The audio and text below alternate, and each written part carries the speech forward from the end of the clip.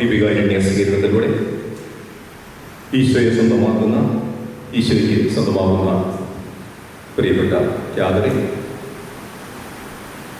ഈ തിരുക്കർമ്മങ്ങൾ മുഖ്യ കാർമ്മികത്വം നിർവഹിക്കുന്ന ബഹുമാനപ്പെട്ട ആരണീയച്ച, മറ്റ് സഹവൈദികരെ, ക്യാതറിൻ്റെ മാതാപിതാക്കളും അധ്യാപകരും എൻ്റെ സുഹൃത്തുക്കളുമായ അനിൽ, ജൂലി, പ്രിയപ്പെട്ട മാതാപിതാക്കന്മാരെ, സഹോദരി സഹോദരന്മാരെ,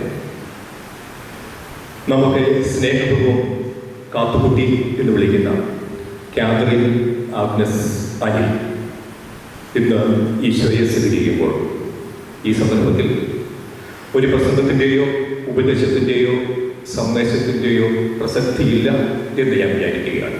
അതിന് കാരണങ്ങൾ പലതാണ്. കാരണം ക്യാതറിനെ കാത്തുകുട്ടിയെ വർഷങ്ങളായിട്ട് എനിക്ക് വ്യക്തിപരമായിട്ട് അറിയാം. ദൈവഭക്തിയിലും അച്ചടക്കത്തിലും അനുസരണയിലും പഠനത്തിലുമൊക്കെ മറ്റുള്ളവരെക്കാൾ ഏറെ ഒരു കാലം മുമ്പിൽ സഞ്ചരിക്കുന്ന കൊച്ചുകുട്ടിയാണ് ക്യാതറിൻ എന്ന മേഖല വ്യക്തമായിട്ടറിയാം. അതുകൊണ്ട് ക്യാതറിന് ഒരു ഉപദേശം നൽകി ഇപ്പോൾ അതിനൊരു പ്രസക്തിയില്ല എന്ന് ഞാൻ കരുതുന്നു.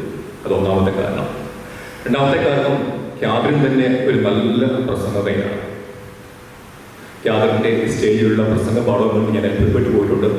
കഴിഞ്ഞ വർഷം ക്യാതറിൻ പഠിക്കുന്ന San Jose public school CBSE സെക്രട്ടേറിയല കലോത്സവത്തിൽ സെക്കൻഡറി വിഭാഗത്തിൽ ഓവറോൾ ചാമ്പ്യൻഷിപ്പ് നേടിയപ്പോൾ ആ ചാമ്പ്യൻഷിപ്പ് നേടുവാനായിട്ട് ക്യാതറിൻ വലിയ പങ്ക് വഹിച്ചിട്ടുണ്ട് എന്ന് ഞാൻ ഇത്തരത്തിൽ ഓർത്തു പോവുകയാണ്. പ്രസംഗത്തിന് പ്രസക്തിയില്ല, ഉപദേശത്തിന് പ്രസക്തിയില്ല എന്ന് ഞാൻ കരുതുന്ന മൂന്നാമത്തെ കാരണം, ക്യാതറിൻ ഒരു അധ്യാപക ദമ്പതികളുടെ മകളാണ് എന്നുള്ളതാണ്.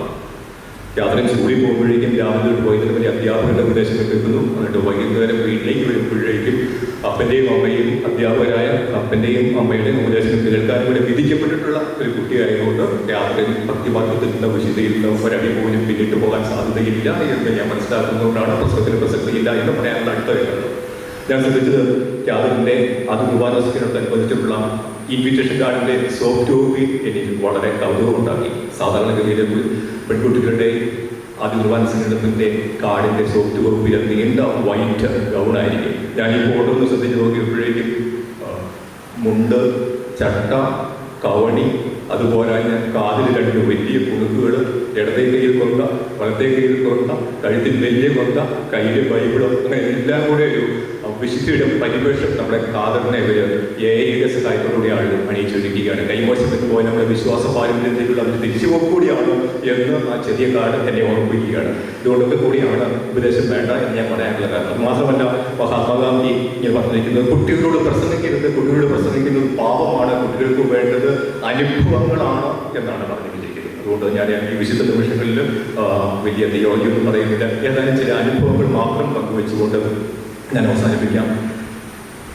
കുറച്ച് നാളുകൾക്ക് മുമ്പ് ഞാനും മറ്റൊരു അച്ഛനും കൂടി, ജോസ് കാര്യാമ എന്ന് പറഞ്ഞ അച്ഛനാണ് അദ്ദേഹം, രാജഗിരി സ്കൂളിൻ്റെയും മാർക്കറ്റ് ഹൈസ്കൂളിൻ്റെ പ്രിൻസിപ്പളായിരുന്നു. ഞങ്ങൾ ഇടുക്കി പോകുന്ന വഴിക്ക് ഈ കുളമാവ് കഴിഞ്ഞിട്ട് ഒരു ചെറിയ ചായക്കടയിലെ ചായ കുടിക്കാനായിട്ട് കയറി. അപ്പോൾ ഞാൻ ശ്രദ്ധിച്ചത്, ചായ കുടിച്ചുകൊണ്ടിരിക്കുമ്പോഴേക്കും ആ ചായക്കടയുടെ നമ്മുടെ കാഷ്വലിൻ്റെ ടേബിളിൽ ഇരുന്ന് ഒരു 3-4 വയസ്സ് തോന്നിക്കുന്ന ഒരു പെൺകുട്ടിയാണ്. വളരെ മനോഹരമായിട്ട് അവൾ ആ കൊച്ചു പെൺകുട്ടി കാശ് വാങ്ങിക്കുന്നു, മരുന്ന് കിട്ടിയിരിക്കുന്നു.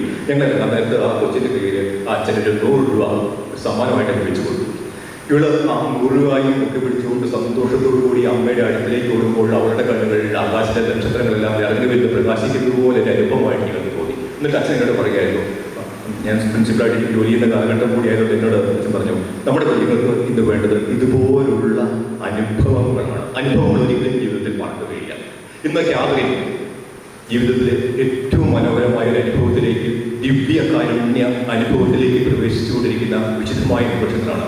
ഈ ദിവ്യകാരുണ്യ അനുഭവം ക്യാതറിൻ സ്വീകരിക്കുന്ന ഈ ദിവസത്തെ ഇത്ര മനോഹരമായിട്ട് അണിയിച്ചൊരുക്കിയ ഞങ്ങൾ 5-6 അച്ഛന്മാരുടെ അറുപടിയോട് അണിയിച്ചൊരുക്കിയ അനിലിനും ജൂലിക്കും രണ്ടുപേർക്കും ഏറ്റവും കൃത്യമായിട്ടുള്ള അനുമോദനം തരുവാനായിട്ട് ഞാൻ ആഗ്രഹിക്കുകയാണ്. ക്യാതറിൻ എത്ര വളർന്നാലും, ഭാവിയിൽ എത്ര ഉയരങ്ങളിൽ ചെന്നാലും, ബാല്യകാല ജീവിതത്തിലെ ഏറ്റവും സുന്ദരമായ എന്നും മനസ്സിൽ ഓർത്തു വെക്കുന്ന അനുഭവം ഏതാണ് എന്ന് ചോദിച്ചിട്ടുണ്ട് എങ്കിൽ അതിന് ഒരു ഉത്തരമേ ഉണ്ടാകാവുള്ളൂ. ഞാൻ ഈശോയെ ഹൃദയത്തിൽ സ്വീകരിച്ച പ്രഥമ ദിവ്യകാരുണ്യത്തിൻ്റെ ദിവസമാണ് എൻ്റെ ജീവിതത്തിലെ ഏറ്റവും മനോഹരമായ, ഞാൻ എന്നെ ഓർത്തിരിക്കാനായിട്ട് ആഗ്രഹിക്കുന്ന ഒരു ദിവസം എന്ന് പറയത്തക്ക രീതിയിലാണ് ഇന്നത്തെ ദിവസം ഇവർ അണിയിച്ചൊരുക്കുന്നത് എന്ന് ഞാൻ സന്തോഷത്തോടും ഞാൻ ഓർക്കുകയാണ്. മറ്റൊരു അനുഭവം കൂടെ പറയാം, എങ്ങനെയാണ് അനുഭവം.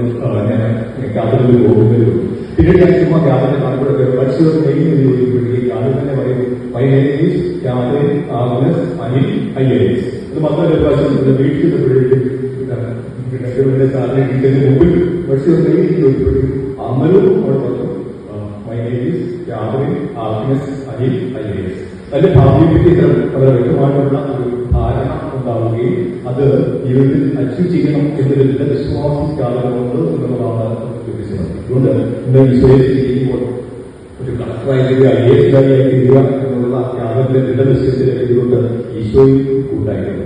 ഇന്ന് തൊട്ട് ഈശോയെ സ്വീകരിക്കുന്ന ഇന്നത്തെ ദിവസം യാതൊരു ചോദിക്കുകയാണ് ബെസ്റ്റ് ഫ്രണ്ട് ചോദിച്ചിട്ടുണ്ടെങ്കിൽ ഇപ്പം വേറെ നടപടിയാണ്. നാളെ തൊട്ട് ബെസ്റ്റ് ഫ്രണ്ട് ആരാണ് ചോദിച്ചിട്ടുണ്ട് Jesus is my best friend എന്ന ഉത്തരം പറയാനായിട്ടാണ്. കാരണം ഈശോയോട് യാത്ര നമ്മൾ ആരംഭിക്കുകയാണ്.